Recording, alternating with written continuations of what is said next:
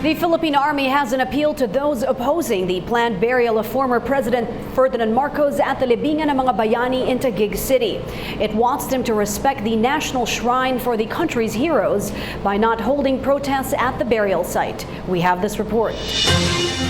The burial of former President Ferdinand Marcos at Libingan ng mga Bayani is undeniably in the discussions and an issue to some people. This is despite the fact that President Rodrigo Duterte clarified that Marcos will not be buried as a hero but as a former president of the Republic of the Philippines. However, some anti-Marcos rallyists are still staging protests not only on the outside but also inside the national hero's burial site. In line with this, the Philippine Army added security to the place and has a request to the people staging protests inside. Issue on them.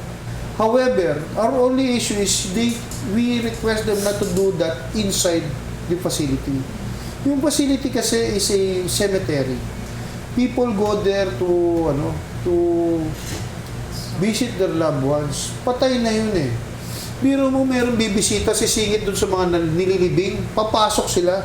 Pagdating doon, bigla na lang maggagawa ng istorya, maglalagay ng mga bato doon sa allegedly sa libingan ni Marcos at magpipicture-picture at tapos i-upload sa internet.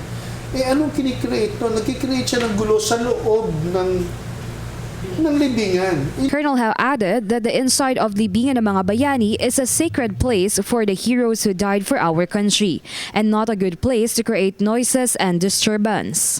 Right now, the preparations for the burial are suspended and the AFP is just waiting for the decision of the Supreme Court. Eunice Monte for PTV News.